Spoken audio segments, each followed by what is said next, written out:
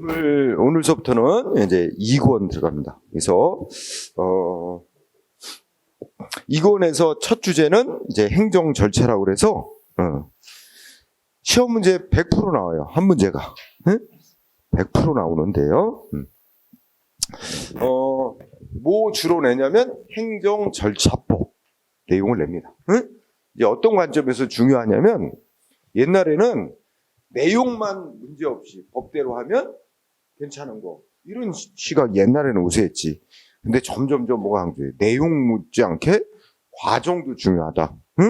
절차라고 얘기하죠. 그래서 내용이 아무 문제 없어도 법이 정한 절차를 안 지키고 하면 그것만으로도 위법 또는 무효가 되거나 취소돼야 된다. 그죠?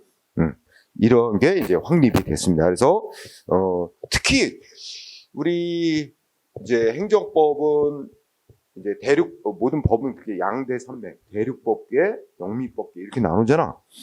그러면 특히 영국이나 미국 쪽에서 처음부터 이 절차의 중요성을 강조한 반면 우리 프랑스, 독일 이 대륙법계 쪽에서는 내용만 중시하고 절차는 별로 강조를 안 하다가 이제 전 세계가 이제 교류하게 되니까 이제 대륙법계도 절차의 중요성을 강조. 그래서 대륙법계도 2차 대전 이후부터 절차의 중요성을 강조했고 그 영향을 받아 이제 우리보다 조금 앞서서 일본은 행정수속법이라 그래. 하여튼 그 행정 절차에 해당하는 기본이 되는 법을 만들었고 우리도 늦게 1996년 12월 달에 행정절차법을 만들었어요. 그래서 이제 1년의 유예기간을 지나서 1년 뒤부터 시행이 됐어요. 그래서 또 행정절차법이 우리나라 행정절차법 만들 때 원래는 이제 독일 거, 일본 거 주로 갖다가 놓고 이제 규정을 만들었는데 이 정부 부처 반대가 되게 심했어. 원래 안에는 뭐 우리가 이제 앞서 1권에서 공부했던 무슨 행정계획에 관한 절차, 그다음 무슨 우리 계약 배웠잖아 지난 시간에 공법상 계약에 관한 절차 이런 것도 다 원래 넣었는데 정부 부처들이 야 이거 이제 처음 시행하는데 너무 뭐라 그럴까 그 다른 선진국에서 먼저 하고 있는 거 그러다 바로 즉시 도입하기에는 우리는 좀 시기상조다. 좀 이런 거 좀 빼고 기본적인 것만 먼저 하자. 이렇게 시작이 돼서 하여튼 타협이 이루어져서 좀 그런 거는 뺀 채로 빼놓고 시작이 됐어요. 그러다가 이제 조금 이제 그럼 벌써 몇 년이 흘렀어. 1996년에 만들었는데 시행은 98년 1월 1일부터 시행을 했는데 98년 시행일부터 따져도 30년 조금 못했지만 그죠? 30년이 넘었네. 그렇죠? 아닌가? 25년 되는 것 같다.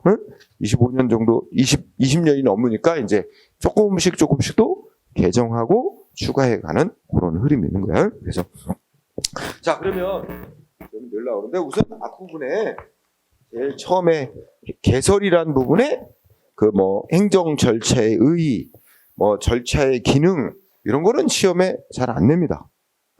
처음에 초창기는 행정 절차에 대해서 처음에는 이런 것도 냈었지만 지금은 그래서 그냥 이제 행정절차의는 눈으로 읽고만 지나가요. 행정 절차는 아주 넓게 보면 국민하고 사이에 어떤 행정을 할 때 거쳐야 되는 모든 절차를 다 가리킨다고 말할 수 있어. 그지?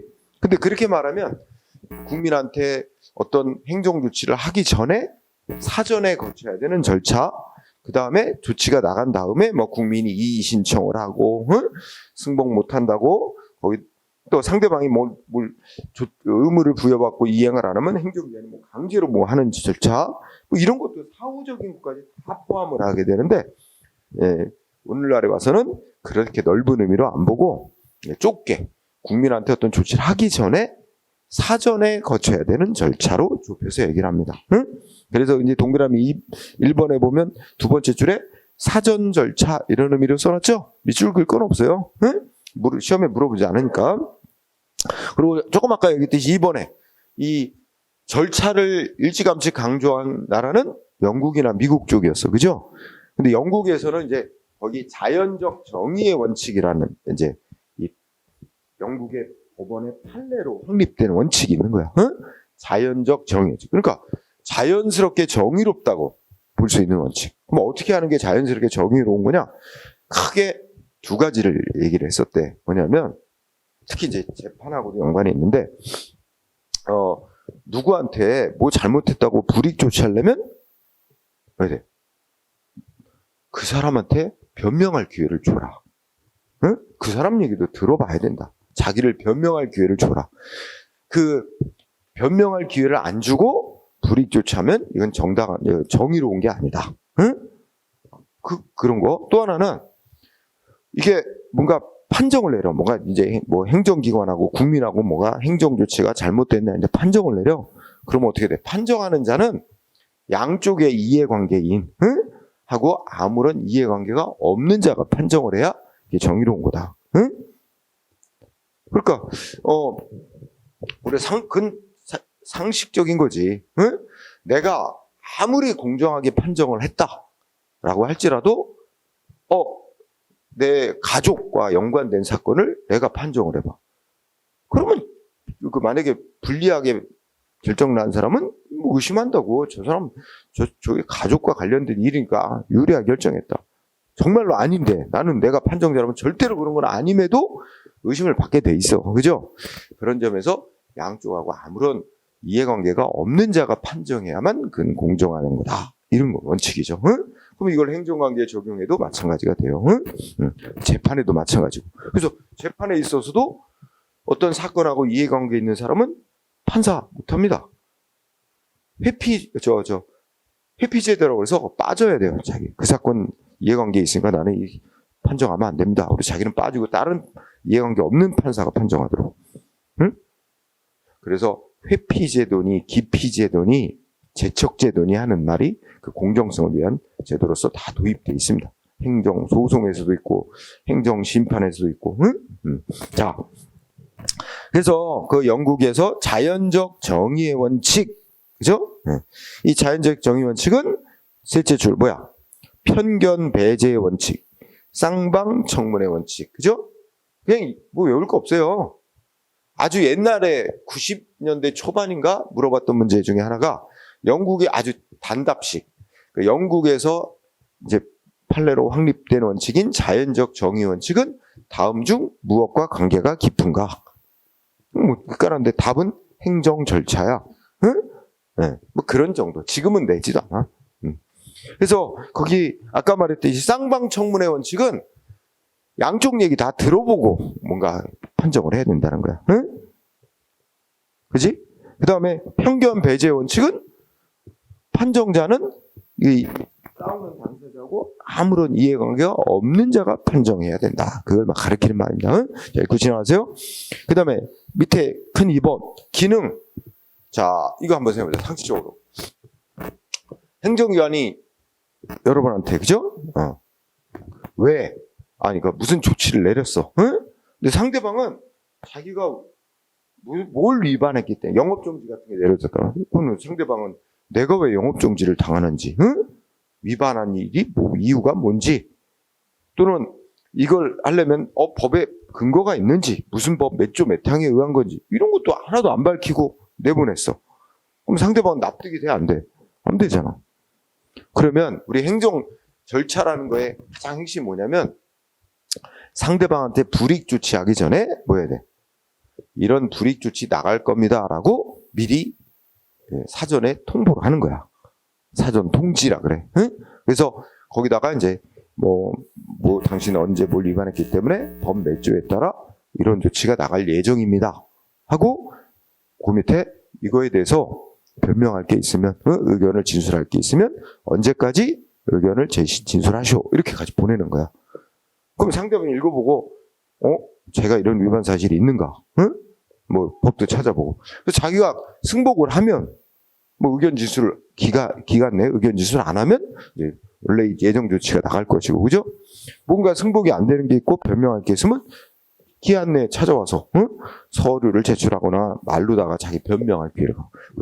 그래서 행정위원회 그걸 참작을 해서 최종 뭐 영업정지를 내릴 수도 있고, 원래대로 뭔가 줄여서 할 수도 있고, 아예 안 할 수도 있고, 그죠? 이렇게 하는 거예요. 그렇게 하면 어떤 측면에서? 첫째, 상대방 행정기관 입장에서는 그냥 상대방 얘기 들어보지도 않고 일방적으로 영업정지 바로 내렸어. 그죠? 그러면 상대방이 이건 잘못된 거야. 사후적으로 조치가 나간 다음에 사후적으로 소송 제기해서 이건 위법이니까 취소 받아내고, 그죠? 그 다음에 피해 입은 거 뭐 있으면 손해배상 청구해서 배상받고, 물론 사후적으로 구제될 수 있지만, 야, 범죄가 발생한 다음에 피해자 뭐 어떻게 구제해줘. 이거보다 더 중요한 건 뭐야? 범죄가 안 발생 안 하도록 예방하는 게 더 좋잖아. 중요한 거잖아. 그런 관점에서 특히 동그라미 네 번째, 이 사전에 국민한테 이렇게 사전에 뭔가를 통보하고 상대방 얘기를 들어보고 하는 절차를 거치게 하는 건 잘못된 조치로 인해 발생할 수 있는 피해를 미리 예방하는 측면이 있단 말이야. 응?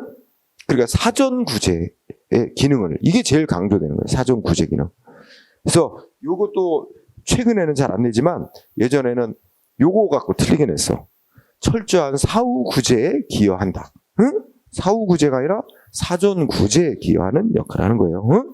사후 구제는 소송인이 손해배상인이 있어, 제도가. 근데 그거는 있지만 그거보다, 그죠? 사전 구제.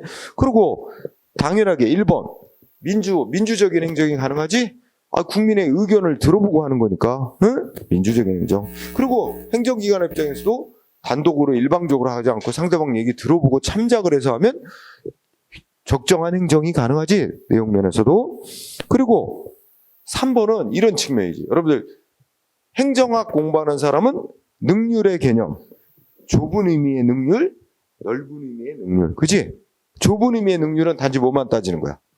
들어간 투입 비용 대 나온 성과, 이것만 갖고 따지잖아, 그지? 넓은 의미의 능률은, 응? 넓은 의미는 뭐 장기적 관점에서 보는 거잖아, 그지?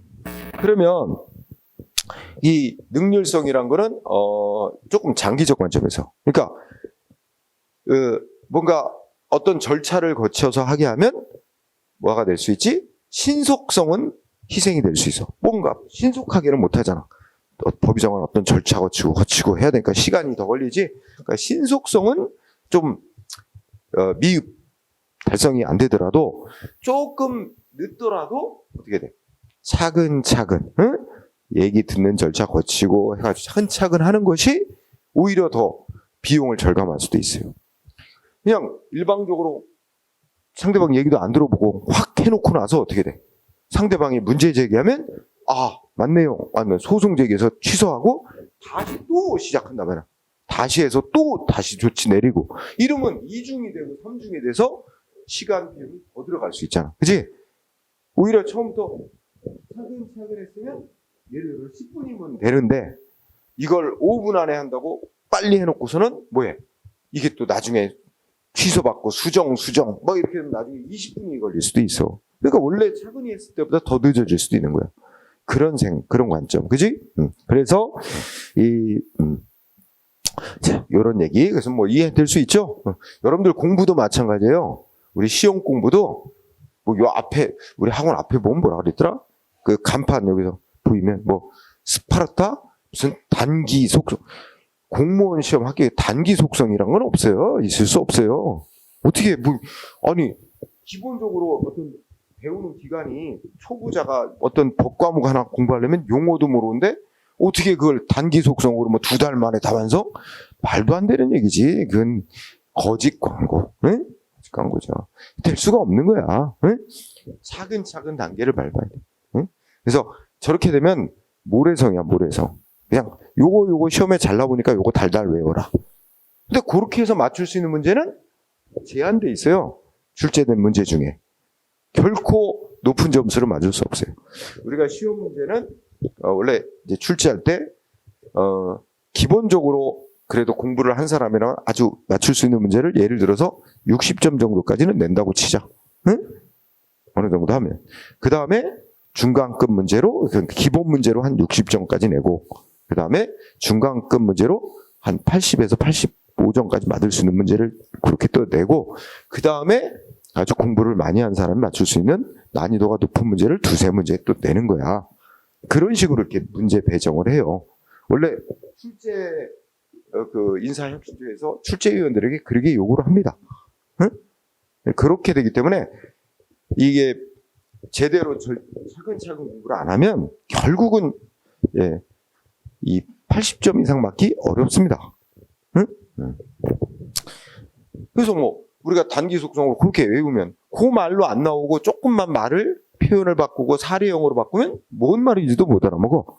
그렇게 공부해서는 고득점이 안 돼요. 응? 그래서 차근차근 밟아가는 게 좋습니다. 결국 그렇게 해봐야 1년을 헛고생하고 다시 시작이야, 처음부터. 그럼 그렇게 그런 거 옳지 않아요. 자, 어쨌든 이해됐을까요? 그래서 절차의 기능에서는 사전적 구제 거기만 잘 초점을 두면 돼요. 이게 사후 구제에 기여한다 이런 말 나오면 틀렸다고 그것만 골라낼 수 있으면 돼. 자, 그다음에 행정 절차의 헌법적 근거 했는데 이 국민한테 행정 조치를 할 때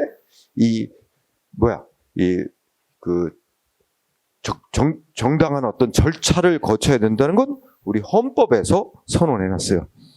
그래서 이거 중요해. 쌍가루 1번.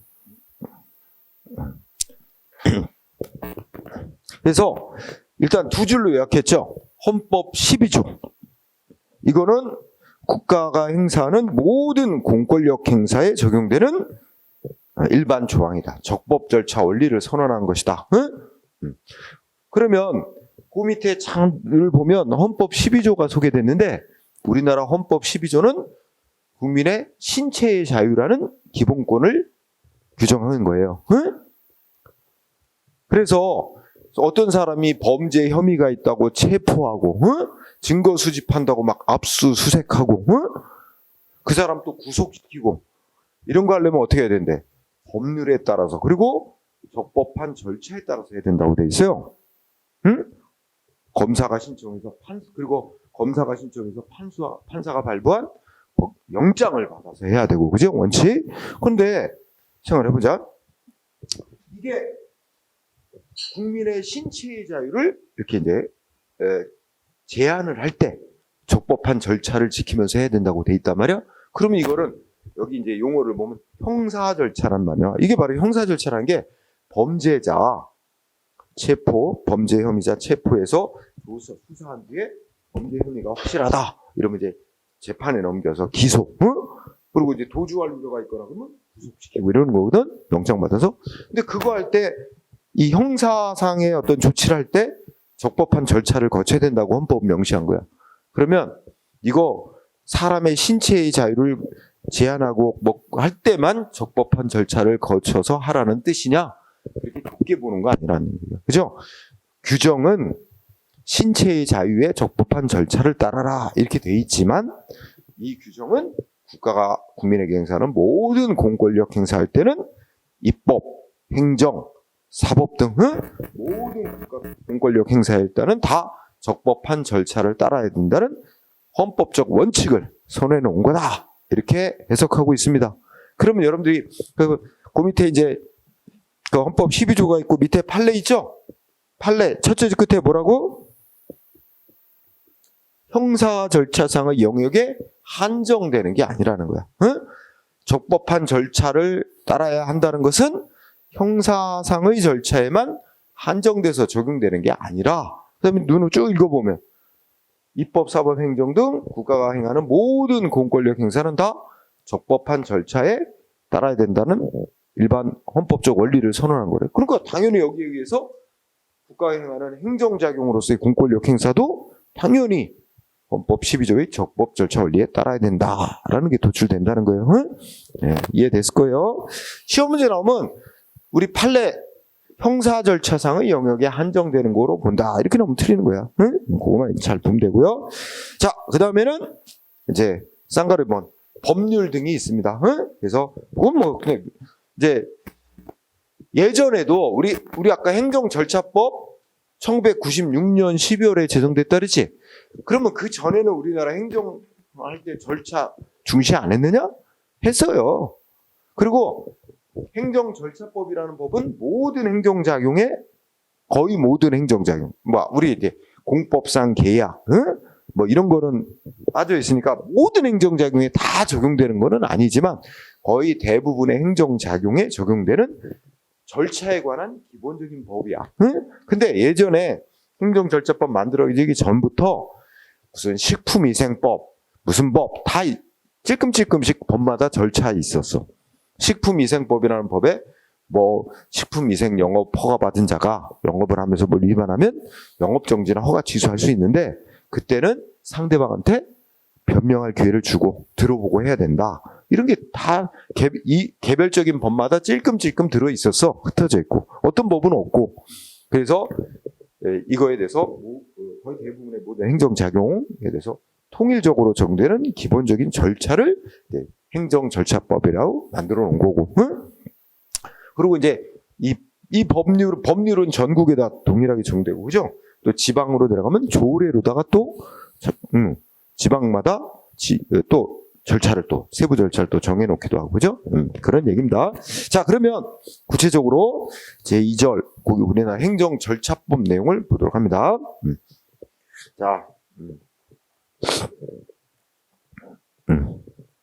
자, 우선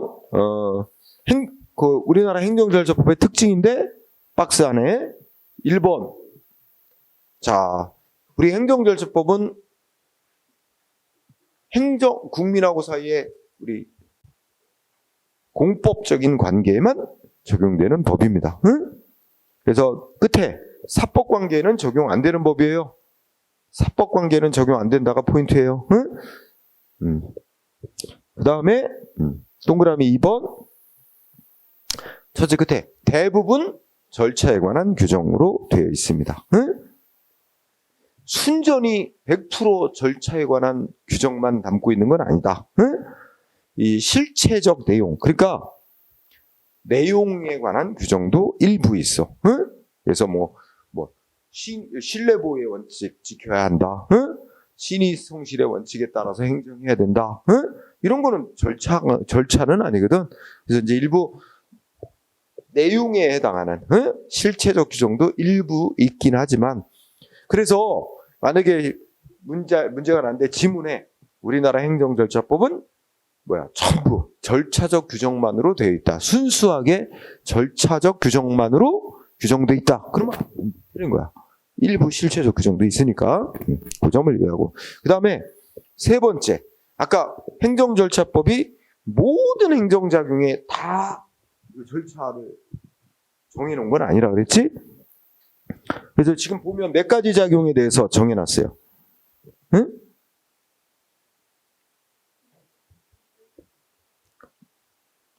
하나, 둘, 셋, 넷, 다섯, 여섯, 일곱, 8가지 작용에 대해서 규정했어요.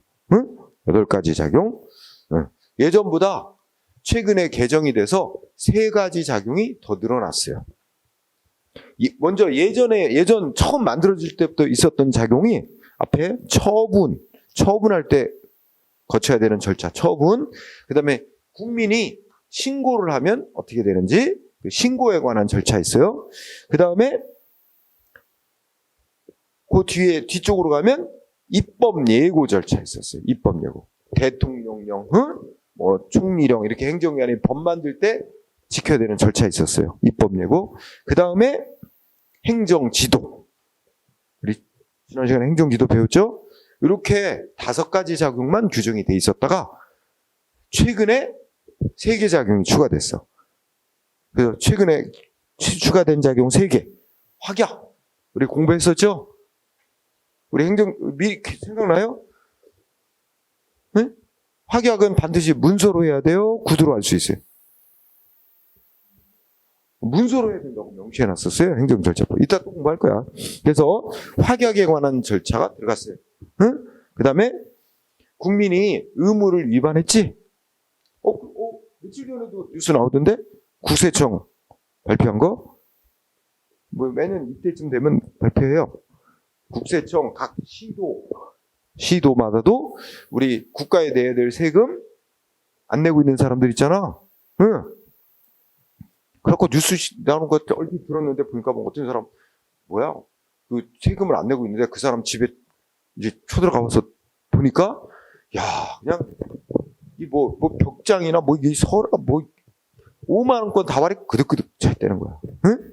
현금으로. 은행에 있으면 압류당하니까 현금으로 집안 곳곳에 그냥 현금 덩어리래. 다 황당해. 그리고 세금을 안 내려고 그죠? 응? 그런 사람들 명당 공표, 국민에게 명당 공표합니다. 응?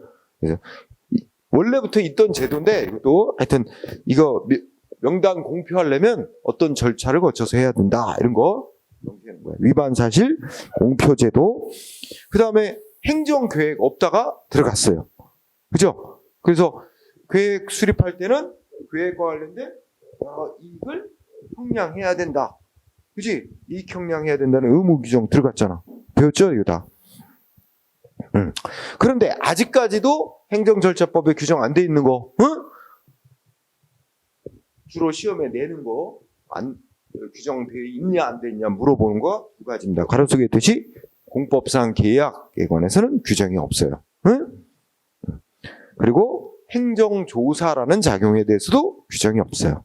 응? 그래서 이 부분 중심. 자, 그러니까 그렇다고 해서 우리가 여기서 나오는 결론은 모든 행정작용에 다 적용되는 법은 아니에요. 행정절차법이. 그렇죠? 근데 점점 늘어가고 있죠. 그 다음에, 네. 4번은 4번에서는 우리 첫째 끝에 그 괄호 속에서 요거 밑줄칩니다. 자, 절차하자의 효과. 요거 밑줄쳐줘. 절차하자의 효과. 이게 무슨 뜻이냐면 이거 규정이 없다는 뜻이야. 응? 그 무슨 말이냐면 우리 행정절차법은 자 아까 무슨 서훈이라는 작용을 하려면 이러이러한 절차를 거쳐서 해야 된다. 이렇게만 그래. 절차 거쳐서 하라고 해놓고 그 정한 절차 안 거치고 한 조치는 효력이 어떻게 되는지 안 써놨어요. 응? 그러니까 절차를 안 지키는 행위, 절차 하자 있는 행위의 효력이 어떻게 되는지 규정이 없단 말이야. 절차만 정해놨을 뿐. 응? 그거 밑줄 쳐주고요. 그 다음에 또 첫째 끝에 처분을 취소하거나 철회, 제한 이것도 없어요. 응? 우리가 배웠잖아. 행정행위 취소, 철회 배웠죠? 근데 이게 절차 하자에 대해서도 없고 행정행위에 위법이 있다, 하자가 있을 때 취소하거나 철회하려면 왜 된다? 이익 형량해야 된다든지, 응? 또 이게 상대방한테 취소나 철회를 함으로써 허가내줬다가 취소 철회하면 행정청이 그럼 상대방한테 결과적으로 불이익이 되는 거냐? 그러면 이것도 사전에 통지하고 이런 거에 대해서는 따로 규정이 없어. 응? 그래서 두 가지 없는 거 절차자의 효과 따로 규정이 없다. 취소 철회에 대해서 아무 규정이 없어요. 응? 자, 그렇게 거기 좀 특징을 보고요. 자, 목적 특별한 건 없습니다. 목적. 왜 행정절차법 이런 목적으로 만들었다 하는 거죠. 그러면 여러분들 혹시나 이제 둘째 줄에 행정에 뭐예요? 세 가지 확보한대. 그죠? 세 가지 뭐야? 공정성, 투명성, 신뢰성. 응? 근데 혹시 몰라 출제자가 여기다가 하나를 신속성 이런 걸 싹 집어넣을 수 있어요. 절차는 신속성하고는 거리가 멀어요. 그죠? 자, 그 다음에 적용 범위. 자, 지금 얘기한 거 똑같이 다 돼 있습니다. 그죠? 거기에 적용 범위에 동그라미 1번 있죠? 응? 거기는 고쳐놓진 않았네. 그죠? 굳이 안 읽어도 돼요. 거기 고쳐놓진 않았는데 거기 아까 추가된 거 세 가지도 다 들어가야죠? 확약, 위반 사실 공표, 행정계획. 그죠? 이것도 적용되는 거지. 그럼 아까 한 얘기 다 됐으니까 동그라미 1번 눈을 고 결론 마지막 넷째 줄 끝에 뭐라고 돼 있어? 응? 행정절차법이 모든 행정작용에 적용되는 건 아니다. 맞는 말이란 말이에요. 그죠? 대표적인 예 두 개. 아까 적용 안 되는 거 뭐 있어? 공법상 계약하고 행정조사. 그런 거 대표적인 예죠. 그 다음에 동그라미 2번. 행정절차법은 오른쪽에 박스 안에 있는 9가지 항목이 있어요. 응? 이 9가지 항목은 적용 안 한대요. 행정절차법 적용 안 한대. 응? 요거 암기. 박스 안에 있는 거 암기해야 돼. 다는 아니고 시험에 주로 내는 거. 자, 1번. 다 밑줄 치지 말고 국회 지방의회. 응? 여러분 국회에서 뭔가 국회의원들이 모여서 토론하잖아. 토론하고 뭔가를 안건을 통과시키고 그죠? 뭐 이렇게 표결에 붙이고 막 하잖아.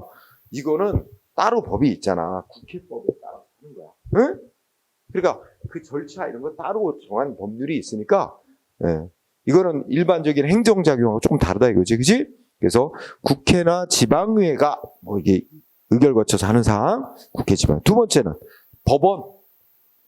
법원이 재판할 때 또 이거 법원 조직법 재판에 관한 법 따로 있어요. 절차 정한 거. 응? 그래서 법원 마찬가지로 헌재 헌법재판소 4번 선거관리위원회 5번 감사위원회 감사원이라고만 해도 된다. 감사원. 이렇게 제목. 그래서 1번부터 5번까지. 응? 그 다음에 6번 잘 안 나옵니다. 6번은 형사 행형. 형사는 아까 이게 범죄자 수사하고 체포하고 뭐 이런 작용들이에요. 체포하고 수사하고. 응? 행형은 유죄 확정 판결 받은 사람 교도소에 가둬놓고 교도소에서 형 집행하는 거 있지? 그걸 행형이라고 합니다. 응? 그런 건 또 따로 따로 법률 다 있단 말이야. 그 절차. 응? 그리고 보완 처분이라는 건 보완 처분이 뭐냐면 이거는 형벌 대신에 대표적인 보완 처분이 뭔지 알아? 전자발찌 채우는 거. 응? 이것도 보완 처분이라는 거야. 그러니까 사회 질서 유지를 사회 위험을 예방하기 위해서 형벌은 아니지만 뭔가 형벌 대신에 하는 조치로 대표적으로 전자발찌, 그 다음에 또 뭐가 있을까? 무슨 범죄자에게 무슨 뭐 교육받아라, 응? 몇 시간 이상 교육받아라, 뭐 이런 거 있잖아요. 그런 게 다 보완 처분이에요. 사회 봉사 명령, 응? 뭐 이런 거 있죠. 네, 하여튼 그런 거 외울 건 아니고. 예. 7번도 그렇고요. 8번도 이치상 어떻게 했어? 그냥 줄이면 행정심판 절차, 행정소송 절차, 응? 행정심판. 이 줄이면 이게 행정심판이에요. 행정심판. 여기 있는 것들 다 줄이면 이거 다 절차 따로 정한 법이 있어. 이거 다 사후적인 싸움 절차잖아. 응? 여기서 지금 1번부터 5번까지가 주로 시험에 쓰였고, 그 다음에 9번이 또 시험에 쓰였습니다. 9번을 보면, 자, 이건 좀 복잡해. 자, 길죠? 병역법에 따른 징집, 소집에 관한 사항, 또 외국인의 출입국 난민 인정 귀화에 관한 사항, 공무원 인사 관련 법에 따른 징계와 그 밖의 처분에 관한 사항. 뭐 요 정도까지 끊어. 응? 근데 요 두 번째 줄한 말이 공무원 인사관계 법령에 따른 징계와 그 밖의 처분, 네, 이런 거와 관련된 거는 다 행정절차법 적용 안 된다?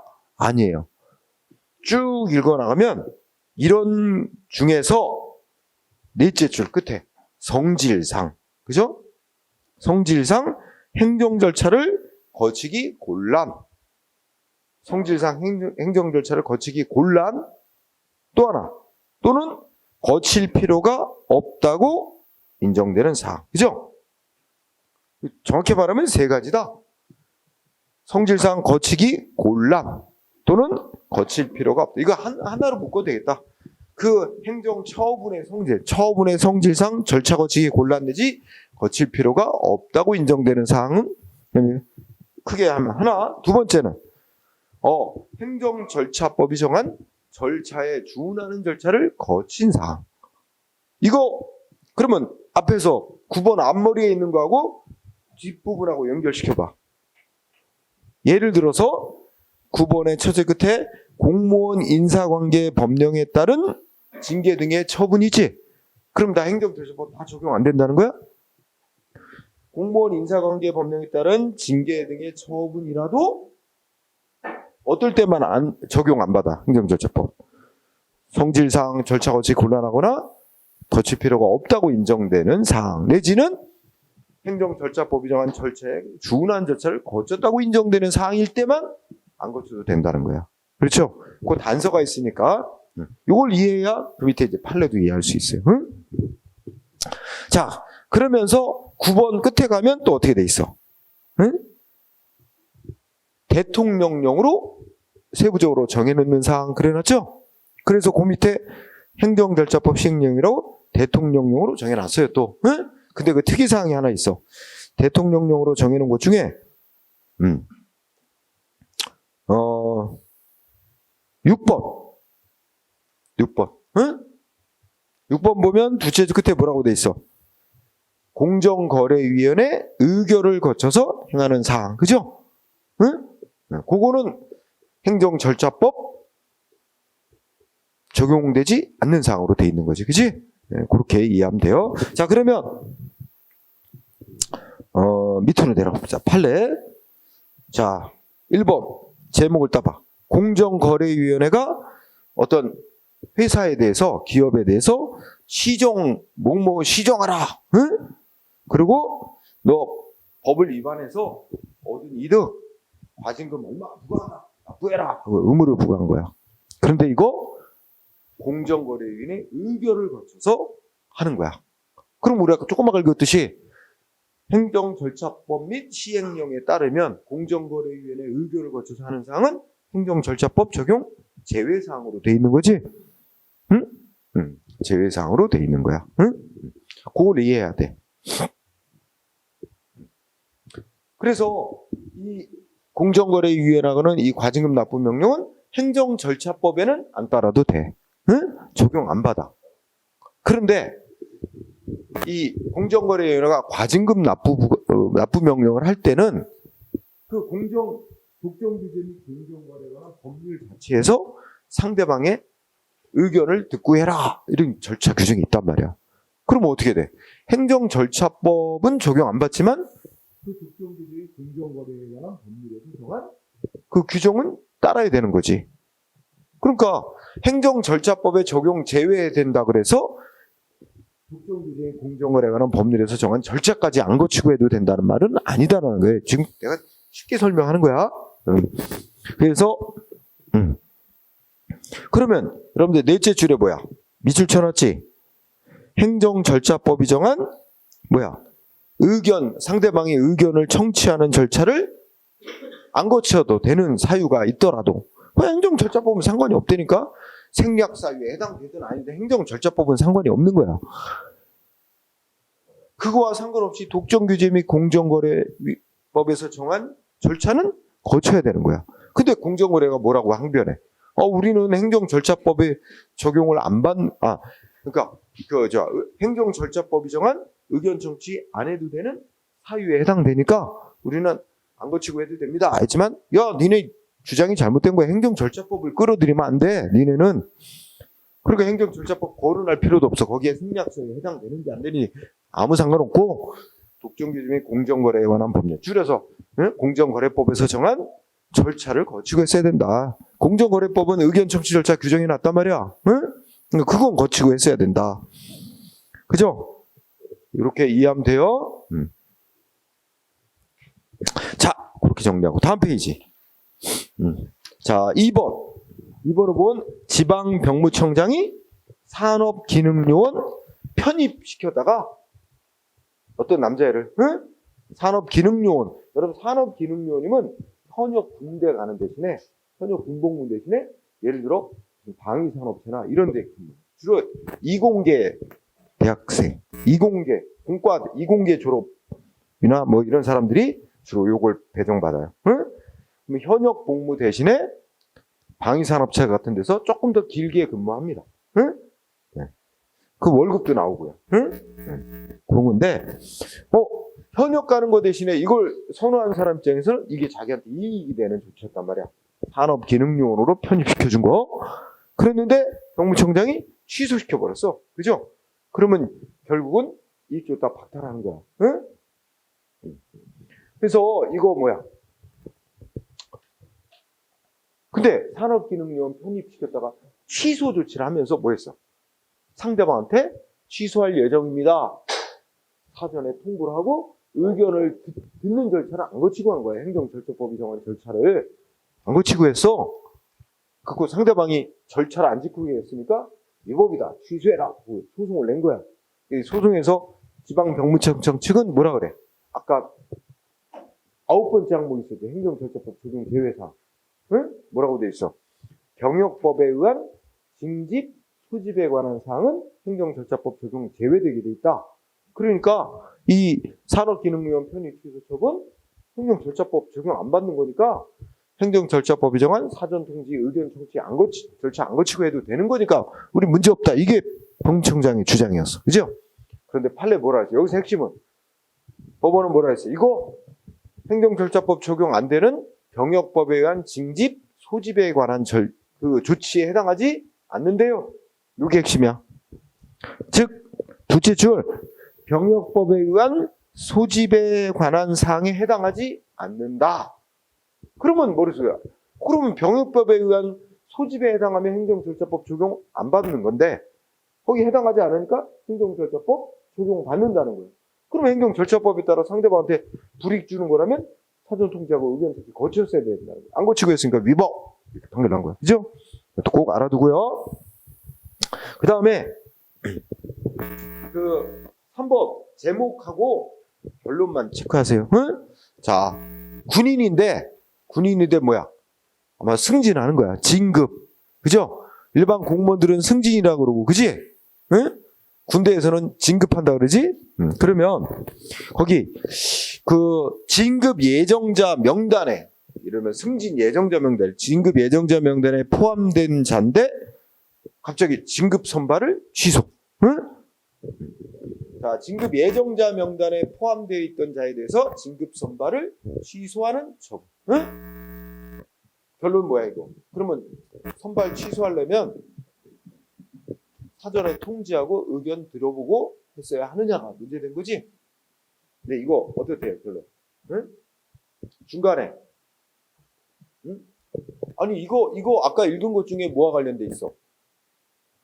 공무원 인사 관련 법에 따른 징계 등 그 밖의 처분. 그러니까 공무원 인사 관련 처분이야. 근데 공무원 인사 관련 처분이라고 무조건 행정절차법 적용 제외되는 건 아니지? 아까 말했듯이 성질상 절차를 거치기 곤란하거나 응? 필요가 없다고 인정되거나 그죠? 그 다음에 행정절차법이 정한 절차에 준하는 절차를 거친 사항일 때만 행정절차법 적용 안 되게 돼 있지.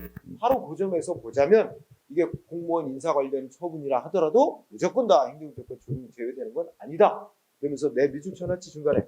이거는 행정절차에 준하는 절차를 거치도록 하는 관련 규정도 없고 군 인사 관련 법에 성질상 행정절차를 거치기 곤란하거나 불필요하다고 인정되는 것도 아니다. 그러면 이 결론 짐작하죠? 그럼 절차 뭐 해야 돼? 행정절차법이 정한 절차, 사전 통지하고 의견 청취 절차 거치고 했어야 된다. 근데 안 거치고 했으면 위법이다. 이 결론 아닙니까? 그죠? 그래서 이해됐을 거예요. 그죠? 그 다음에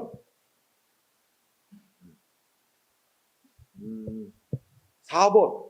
자, 이거 공무원에 대한 직권 면직. 응? 면직이면 뭐야? 신분 박탈. 공무원 신분 박탈하는 거야. 강제로. 직권이니까 인사권자가 그냥 징계 절차 이런 거 절차 안 거치고 일방적으로 자르는 겁니다. 응? 자, 공무원에 대한 직권 면직 시킬 때 너한테 직권 면직 시킬 거야. 사전에 통지하고 변명 기회 주고 들어본 다음에 해야 된다. 아니다. 어떻대요? 응? 어떻대? 기회 줘야 된다는 거지. 사전 절차 거치고 했어야 되는 거다. 응? 여기 지금 다 쭈루루 지금 얘기하는 게 다 뭐죠? 3번부터 4, 5, 6, 응? 이거 뭐예요 다? 공무원 인사 관련 처분입니다. 응? 그런데 이제 4번 같은 거 길게 안 써놓은 이유는 3번에 하나 길게 써놨으니까 똑같은 논리가 쭉 깔려 있는 거예요. 바탕에. 응? 그런 다음에 마지막 결론은 자, 직권 면직시킨 거 신분 박탈하는 건데 이거 행정절차법상의 절차를 거쳤어야 한다. 안 거치고 한 건 위법이고 취소될 수밖에 없다. 응? 그 다음에 근데 5번하고 6번은 조금 특이하니까 조심해야 돼. 5번, 6번. 자, 5번, 6번은 공통점이 뭐야? 일반 공무원은 직위해제라고 그래. 응? 그런데 군대에서는 5번 보직해임이라고. 이 의미는 거의 같다고 보면 돼요. 응? 그러니까 직위해제가 예를 들어서 우리 일반 행정직 공무원 무슨 과장직이야. 응? 뭔가 일 잘못했어. 너 과장직에서 물러나. 대기하고 있어. 이게 직위해제야. 과장직에서 물러나게 하는 거. 응? 직위해제. 근데 공무원 신분이 박탈되는 건 아니고 그 담당하던 자리에서 물러나야 하는 게 직위해제입니다. 응? 군대에서는 사단장 보직해임. 그지? 사단장에서만 물러나는 거지. 군 공무원으로서의 신분과 계급 그대로 유지하는 거잖아. 그죠? 그러니까 이게 같은 의미인데 결론도 똑같아. 공무원에 대한 직위해제 처분 뭐래? 응? 성질상 행정절차법 절차 거치기 곤란 내지 불필요하다고 인정되거나 또는 행정절차법이 정한 절차에 준하는 절차를 거친 사항에 해당한대. 그럼 공무원 인사 관련 처분인데 거기에 해당하면 어떻게 돼? 행정절차법 적용 안 받는다고 그런 거지. 그러니까 직위해제할 때 상대방한테 직위해제할 예정이라고 사전에 통보하고 의견 청취하는 절차를 안 거쳐서도 위법 아니라는 거야. 군인에 대한 보직해임 똑같은 논리니까 이거 잘 기억해야 돼. 잘 나와 시험에. 그 다음에 우리 7번은 전번에 한번 칠판에 썼을 거야. 우리가 어떤 공무원 15 임용했어. 그죠? 근데 15 임용할 때 그 사람 결격 사유자였어. 공무원. 그래서 15 임용은 원래 무효였는데. 그죠? 그런데 나중에 그걸 몰랐으니까 결격 사유가 뭘까? 15 임용을 기간 마치고 나서 그 사람을 정규 공무원으로 임명했단 말이야. 그지? 근데 나중에 정규 공무원이 임명하고 난 뒤에 한참 뒤에 뭐야? 이 사람 15 임명할 때부터 결격 사유가 있었다 하는 게 뒤늦게 밝혀지니까 그럼 논리적으로 어때? 15 임명은 무효였고 15를 안 거치게 된 거야, 이 사람은. 그럼 15기간을 마치지 않은 자를 정규 공무원으로 임명한 건 위법이란 말이야. 그 정규 임명? 근데 위법인데 15기간 그러니까 정규 임명할 때는 결격 사유가 해소됐다 그랬어. 그죠? 그러면 정규 임명 자체가 무효는 아니고 다만 15기간을 거치지 않은 자를 임명하게 돼서 취소 사유가 돼서 정규 임명을 취소할 수는 있는데 취소할 때는 뭐 해야 된다? 응? 사전 통지하고 의견 청취 거쳤어야 된다. 응? 그 다음에 8번 우리 KBS 사장 KBS가 한국방송공사지 KBS 사장 임명권자 해임하는 권한자 다 대통령이 있어요. 그러면 대통령이 KBS 사장 해임할 때 뭐 해야 된대? 응? 사전 통보하고 의견 들어야 된대. 들어보고 있어야 된대. 그거 안 듣고 한 거 위법. 응? 그래서 근데 여기 이제 판례 읽어보면 뭐라고 써 있어? 예외, 행정절차법 적용 안 되는 예외 사유라고 보지 않았죠? 뭐 그런 거, 그거는 생각 없이 끝에 결론만 잘 알면 되는 거지? 네. 그러니까 예외 사유 아니니까 적용 받는다. 그러니까 거치고 했어야 된다. 이런 말이 되는 거고. 그 다음에 9번도 낸 것 같다. 어린이집 평가 인증을 내줬다가 응? 평가 인증해주고 무슨 보조금 이런 거 주고 했는데 엉뚱한 데 썼다? 취소? 이거 뭐라고 배웠어? 표현은 취소지만 사후적으로 발생한 행위에 대해서 장래 향한 효력소멸 시키는 철회라고 배웠었지. 어쨌든 결론은 이거야. 여기서 중요한 건 이익 줬다가 다시 박탈하는 거거든. 불이익을 주는 거야. 그지? 이익 줬다가 박탈. 불이익 조치니까 뭐 해야 된다? 사전 통지하고 의견 청취 절차 거쳐야 된다. 응? 그 다음에 10번도 너무 당연해. 육군 3사, 그러니까 육군 3사관, 하여튼 육군 사관학교 생도 퇴학시키는 처분할 때도 당연히 사전에 통지하고 의견을 듣고 나서 최종 처분을 내렸어야 되는데 그런 거 안 했다 해서 위법. 그죠?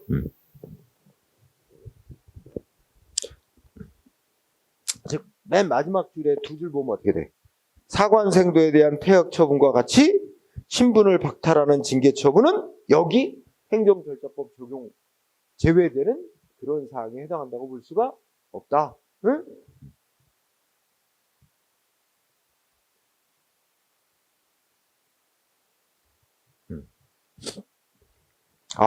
여기 요 앞에 법조문 하나 보자. 다시 한번. 전 페이지 5페이지 한번 봐봐. 5페이지 보면 시행령 있었지? 시행령에 거기 뭐 들어있나 봅시다. 8번. 시행령에 8번 항목 뭐라고 돼 있어? 응? 학교나 연수원 등에서 교육이나 훈련 목적을 달성하기 위하여 학생 등을 대상으로 하는 사항. 이거는 행정절차법 제외되게 돼 있지? 적용 제외. 그치? 그러면 아까 육군사관학교 생도 퇴학시키는 게 이 8번에 해당되냐? 이게 문제야. 그죠? 근데 거기 보면 학교에는 해당이 돼. 육군사관학교. 그죠? 근데 학생들에게 뭐 하는 거야? 교육훈련의 목적을 달성하기 위해서 행하는 사항. 그지? 근데 퇴학시키는 건 신분을 박탈하는 거잖아. 이거는 교육훈련의 목적을 위해서 행하는 사항이 아니란 말이야. 그지? 그러니까 행정절차법 적용 제외되는 이 항목에 해당하지 않는다. 응? 절차 거쳤어야 된다. 그 다음에 11번 중요하다. 그죠? 11번은 귀화 신청 불허. 그죠? 그러니까 외국인이 우리나라 대한민국 국민 되겠다고 법무부 장관한테 대한민국 국적 달라고 신청. 근데 거부했단 말이에요. 그죠? 그럼 거부 처분할 때 거쳐야 되냐 이거야. 상대방한테 거부할 겁니다. 그죠? 이거는 국적법상 귀화 절차에 대해서는 귀화의 요건 같은 게 국적법에 구체적으로 규정돼 있다. 그리고 이거는 성질상 행정 절차를 거치기 곤란하거나 기타 거칠 필요가 없다고 인정돼요. 왜 불허하는지 이유 같은 거 제시해야 될 의무를 규정한 행정절차법 규정 안 거쳐도 적용 안 된대요. 응? 결론은 셋째 줄. 이유 제시 등을 규정한 행정절차법이 적용되지 않는다. 응? 그렇죠? 밑줄. 그 다음에 12번. 빨리 요거 하고 쉬도록 합시다. 자, 외국인인데 사증이 뭐냐면 사증을 우리 무슨 말로 많이 불러 현실에서 비자. 그죠? 비자라 그래. VISA. 입국 비자라고도 하죠. 그죠? 비자. 그래서 이거 다 대부분 알겠지만 여러분들이 예를 들어서 뭐 필리핀을 가려고 한다. 그죠? 그럼 뭐가 필요해? 무슨 우리 대한민국 외교부 장관으로부터 여권을 받고 여권. 외국에 나갈 수 있는 걸 증명하는 여권을 받아가지고 그 여권에 우리 국내에 필리핀 대사관 찾아가서 필리핀에 입국하려고 하는데 이거 심사받아야 돼요. 그죠? 무슨 목적으로 입국하려고 하나 이거 심사받고 거기서 도장 찍어줘야 돼요. 필리핀 대사관에서. 그러면 그게 비자야. 그 여권에 그 도장 찍는 한 있어요. 거기다가 이제 필리핀 대사관이 이거 주는 거야. 그러면 이제 공항 나갈 때 그거 다 보고 하고 필리핀 내려서 공항에서 입국하면서 거기서 그거 다 보는 거지. 응? 얼굴하고 사진 한번 물어볼 거에서 물어보고 그다음에 통과. 그러면서 이제 적법하게 입국이 되는 거잖아. 그래서 비자는 어떤 나라가 자국 내에 외국인의 입국을 허용하는 그런 겁니다. 응? 비자. 그러면 여기 보면 외국인이 우리나라에 입국하겠다고 비자 발급을 신청을 했는데 어떻게 했어? 거부했단 말이야. 그지? 이 거부한 거에 대해서 1번 아까 외국인의 출입국, 난민, 귀화 이런 거는 행정절차법 적용 제외사항으로 해 있었죠? 9번 항목에 있었잖아. 근데 이것도 다 그런 게 아니라 뭐라 그랬어? 성질상 거칠 필요가 없거나 거치기 곤란하거나 준하는 절차를 거쳤을 때만 적용 안 되는 거다. 그죠? 그래서 결론은 뭐야? 1번 그 이해하면 되지? 끝에 외국인의 출입국에 관한 사항이라고 해요? 행정 절차를 거칠 필요가 당연히 부정되는 건 아니다. 응? 그러면서 2번이 중요합니다. 2번. 응? 2번이 시험의 핵심입니다. 여기서 2번에 뭐라 했어요?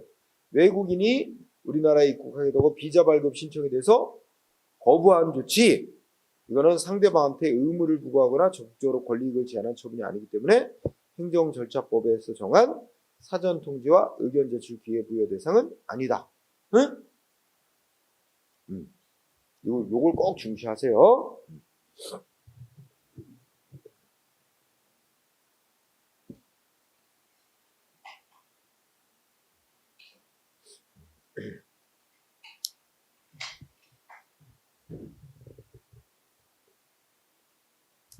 다만 이제 2번만 잘 중시하고 3번은 뭐냐면, 그러나 그 외국인의 신청을 받고 비자 발급을 거부할 때는 원칙으로 문서로 하게 돼 있다는 거야. 그런데 문서로 안 한 거는 위법이다. 이런 취지입니다. 응? 뭐 넘어가. 시험은 2번만 생각하면 돼. 2번만. 응? 외국인의 사증 발급 신청에 대한 거부는 행정절차법 적용 안 돼도 된다. 그러니까 사전 통지하고 의견 제시, 의견 제시할 필요 없다. 꼭 주셔야 돼요. 응? 자, 그 다음에 좀 쉬는 시간을 가지고 행정절차법만 딱 완전 등록을 하면 한 문제는